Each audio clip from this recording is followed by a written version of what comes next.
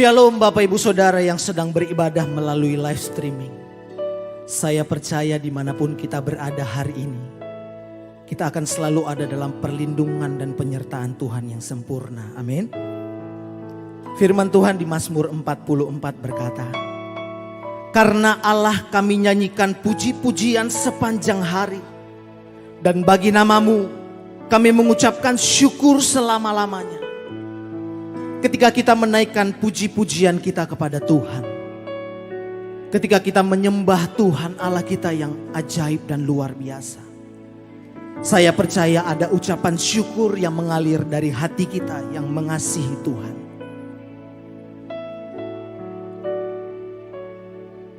Dan gereja ini dikenal dengan gereja yang memiliki hadirat Tuhan yang begitu kuat.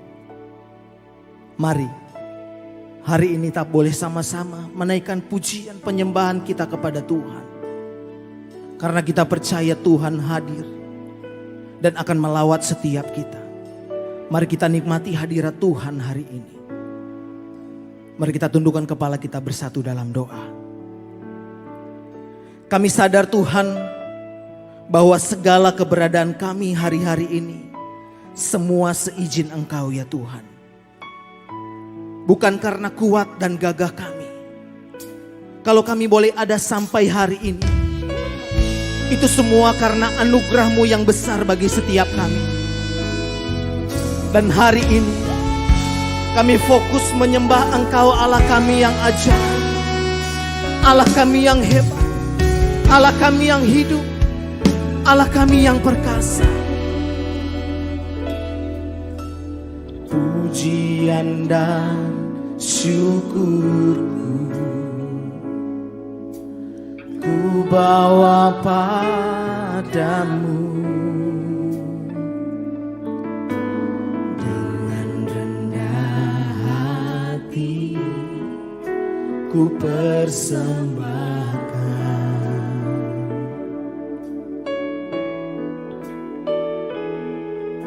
Sadar bila ku ada hanya karena anugerah, bukan karena kekuatanku. Ini pujian dan syukur kami kepadamu ya Tuhan. Pujian dan syukurku ku bawa padamu, dengan rendah hati ku persembahkan. Kami sadar Tuhan, sadar bila ku ada hanya karena anugerah, bukan karena kekuatanku. Bukan hidupku, Tuhan, hidupku adalah penyembahan. Kau ciptakanku dalam kemuliaan-Mu.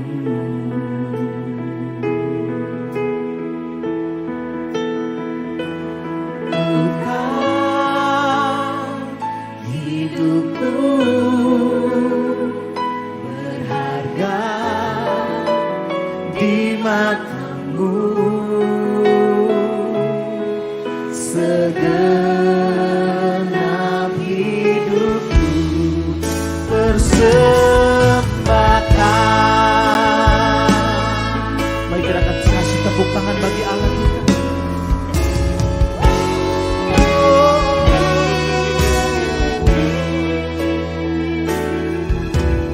Pujian dan syukurku ku bawa Dengan segala kerendahan hati kami persembahkan yang terbaik bagi Tuhan. Ku persembahkan.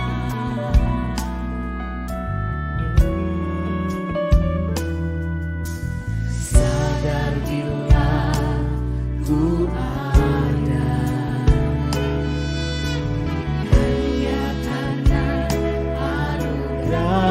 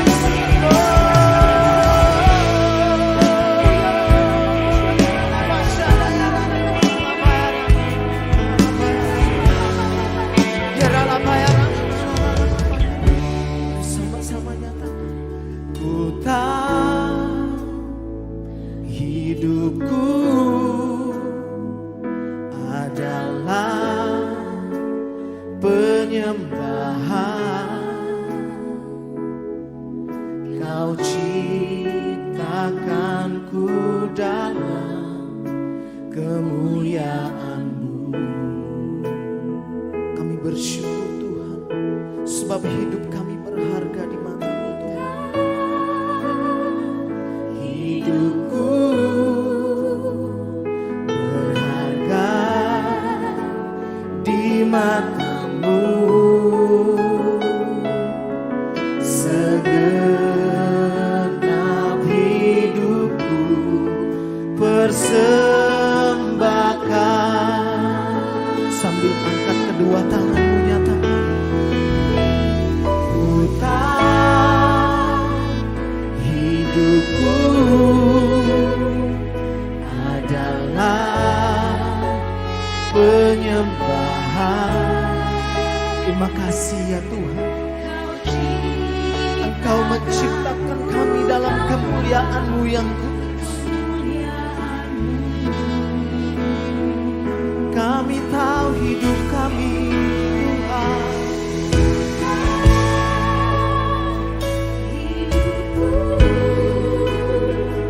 berharga di mata-Mu. Segenap hidupku persembahkan. Dengan segenap hati kasih tepuk tanganmu yang meriah bagi Tuhan kita. Engkau hidupku adalah penyembahan. Kau ciptakanku dalam kemuliaan. Kami tahu hidup kami Tuhan, hidupku berharga di mata-Mu. Segenap hidupku persembahkan. Segenap hidupku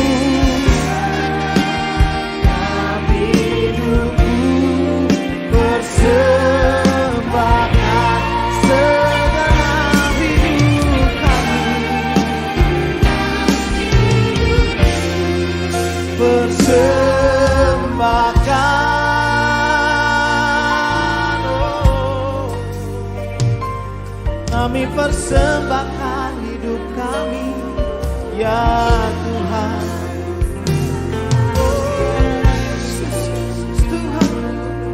Yesus, Yesus, dengan segenap hati kami, dengan segenap jiwa kami, dengan segenap kekuatan kami menyembah-Mu Tuhan. Oh, glory bagi nama-Mu Yesus, glory bagi nama-Mu Tuhan. Oh, biarlah bahasa mari terus sembah Dia katanya yang Dia Allah yang hidup, Dia Allah yang berkasih, Yesus namanya. Biarlah bahasa daya biarlah bayar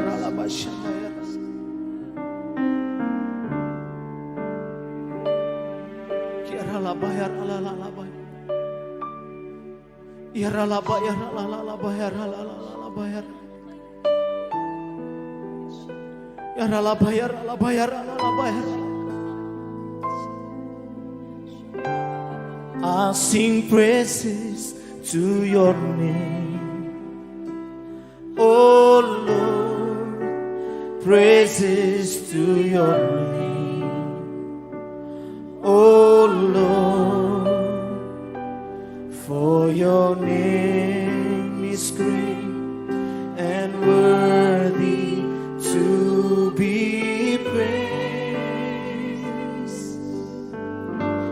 I sing praises to your name, oh Lord, praises to your name, oh Lord, for your worthy to be praised. I sing praises to your name.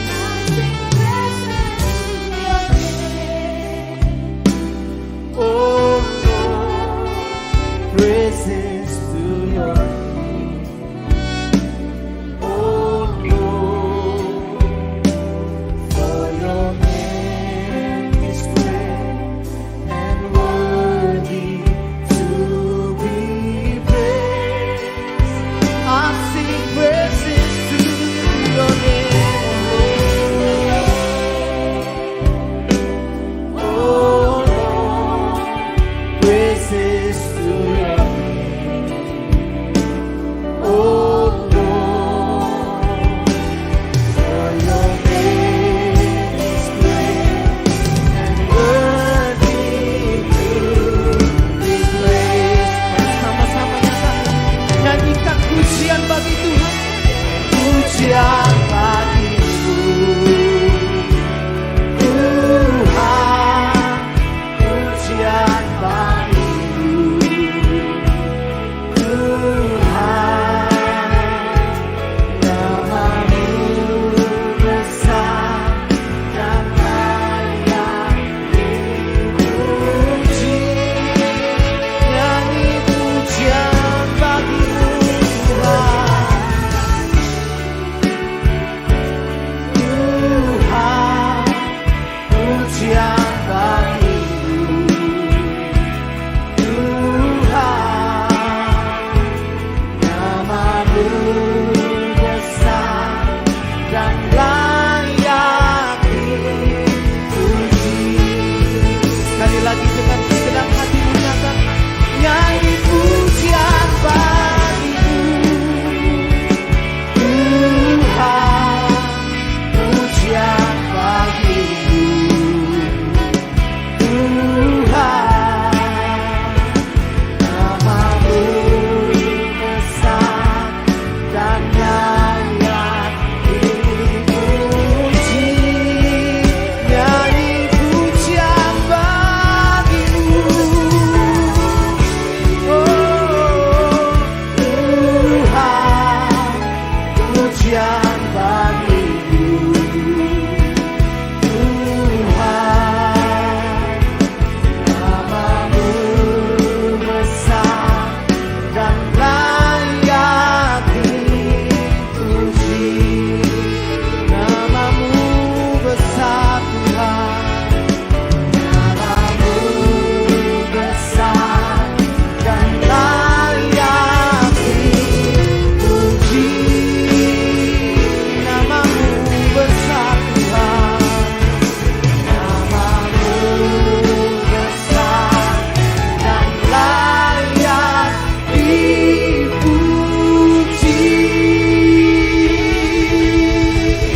Haleluya.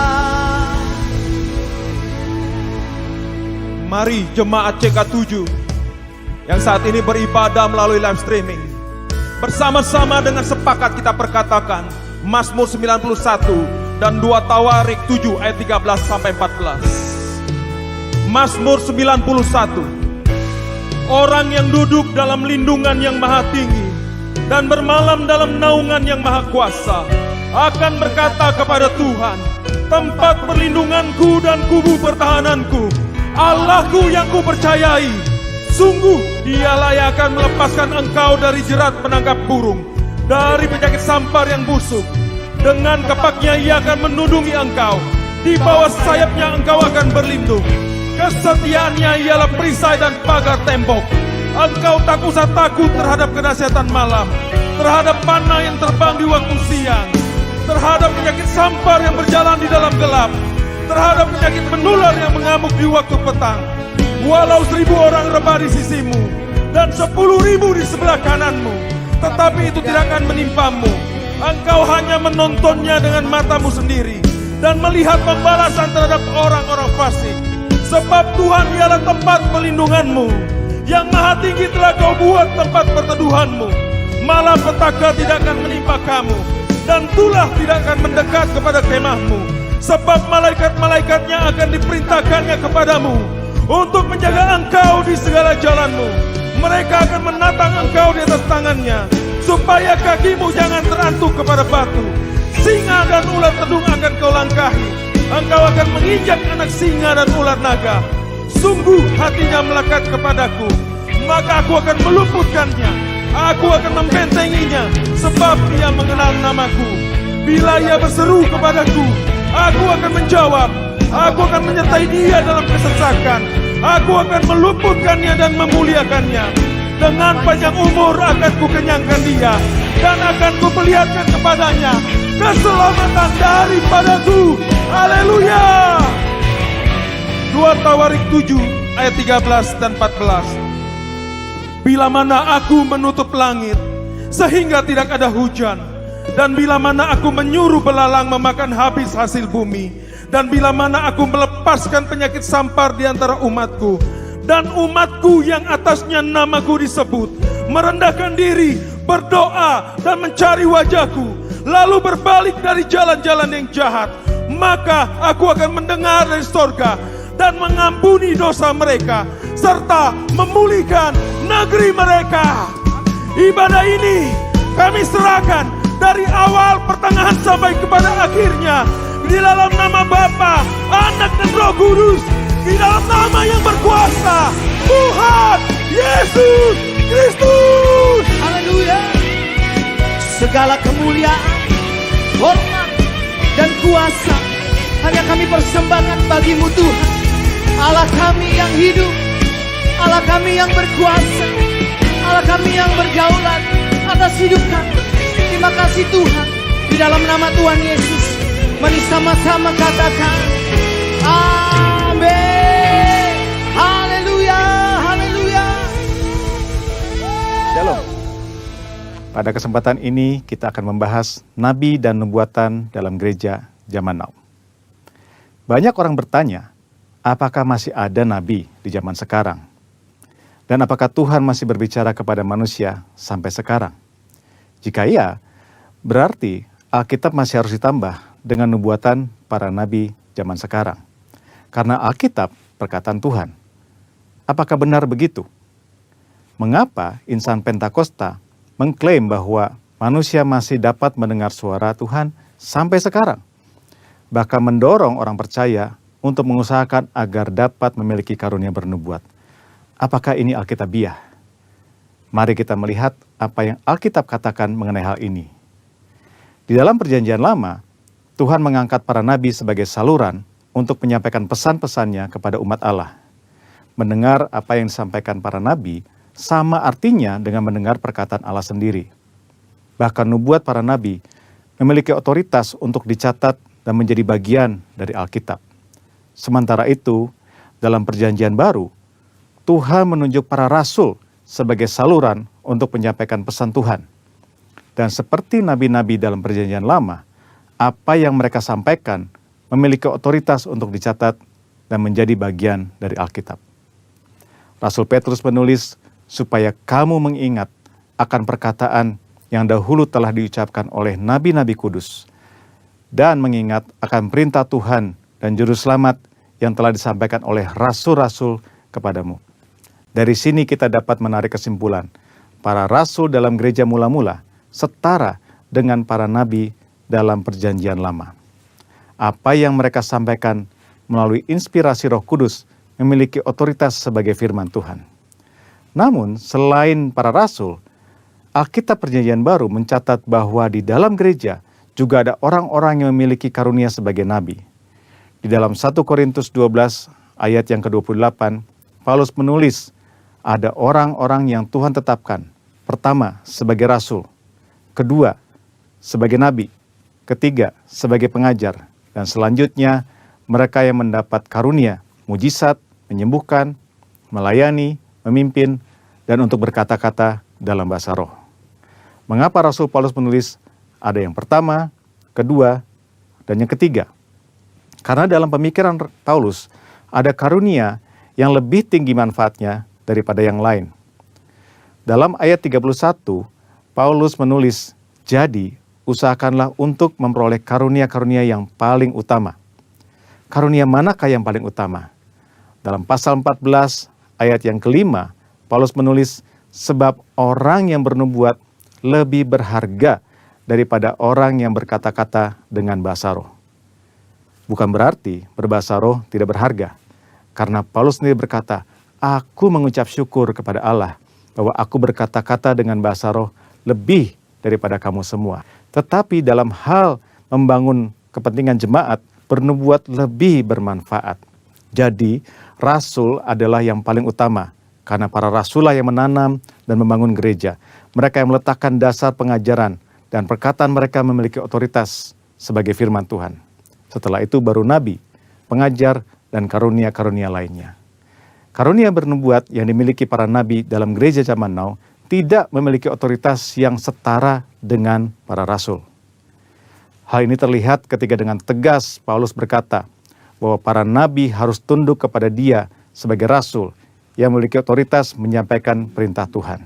Jika ditarik dalam konteks zaman sekarang, para rasul murid-murid Yesus sudah tidak ada. Tetapi sekarang kita memiliki Alkitab yang sudah lengkap lewat tulisan para rasul. Oleh karena itu, nubuatan dari para nabi zaman now harus tunduk kepada otoritas Alkitab. Paulus berpesan kepada jemaat di Tesalonika untuk menguji nubuat-nubuat dari para nabi dalam gereja. Janganlah padamkan roh dan janganlah anggap rendah nubuat-nubuat. Ujilah segala sesuatu dan peganglah yang baik. Kata menguji atau menanggapi memiliki pengertian seperti orang yang memilah-milah, membedakan atau menilai. Standar apa yang digunakan? Firman Tuhan. Lalu, jika nubuatan seorang nabi tidak lolos uji, apa konsekuensinya? Dalam perjanjian lama, nubuatan para nabi memiliki otoritas setara dengan perkataan Tuhan sendiri. Jadi, jika ada nabi yang memberikan nubuatan palsu, akan mendapatkan konsekuensi yang berat. Namun, hal ini sama sekali tidak terlihat dalam petunjuk Paulus mengenai pelaksanaan nubuatan. Mengapa? Hal ini jelas karena bagi Paulus, nubuatan para nabi zaman now tidak memiliki otoritas yang sama dengan nubuatan nabi dalam perjanjian lama. Nubuatan nabi perjanjian baru sangat berharga, namun terbatas. Nubuatan nabi-nabi perjanjian baru tidak setara dengan firman Tuhan. Oleh karena itu harus selalu diuji oleh seluruh jemaat, terutama para pemimpin gereja. Namun jika nubuatan nabi-nabi perjanjian baru tidak sempurna, lalu buat apa bernubuat? Paulus dengan jelas mengajarkan, kejarlah kasih itu dan usahakanlah dirimu memperoleh karunia-karunia roh, terutama karunia untuk bernubuat. Kenyataan bahwa nubuatan yang disampaikan oleh para nabi perjanjian baru sifatnya tidak sempurna, tidak lengkap, tidak memiliki otoritas yang sama dengan Alkitab, tidak membuat orang percaya berhenti untuk mengusahakan memperoleh karunia-karunia bernubuat. Orang percaya harus mengusahakan untuk memperoleh karunia-karunia roh, terutama bernubuat, karena itu adalah perintah Allah. Tuhan bisa memakai saudara untuk menjadi berkat kepada umat Tuhan dengan menyampaikan apa yang Roh Kudus nyatakan kepada saudara. Tuhan Yesus memberkati. Maranatha. Semua karena kebaikan-Mu ya Tuhan. Semua karena kasih setia-Mu ya Bapa. Dengan apa akan kami balas segala kebaikan-Mu ya Tuhan? Selain kami memuji-Mu, selain kami menyembah-Mu.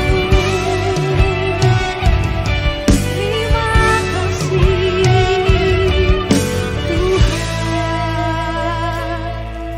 Oleh karena kemurahan Tuhan, ku ada sampai hari ini. Oleh karena kebaikan Tuhan, janji-Mu terjadi bagiku. Oleh karena kemurahan Tuhan, ku ada sampai hari ini. Oleh karena kebaikan Tuhan, janji-Mu terjadi bagiku. Sambil angkat kedua tangan kita katakan, aku percaya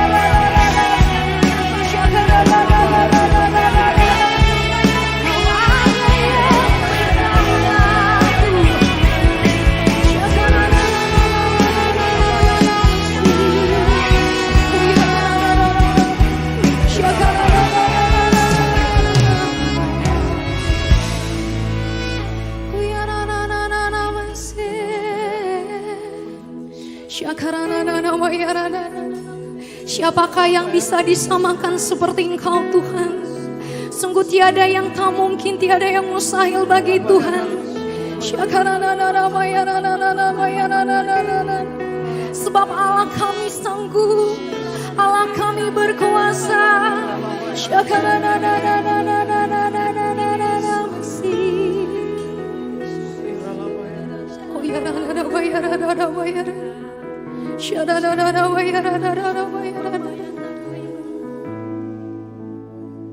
Bagi Tuhan tak ada yang mustahil.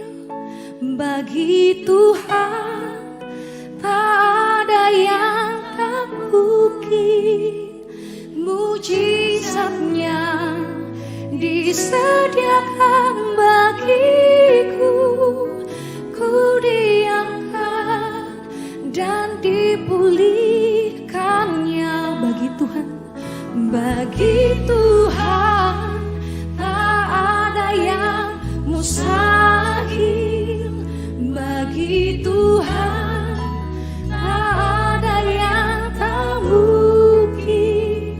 Mujizatnya disediakan bagiku. Ku diangkat dan dengan iman percayamu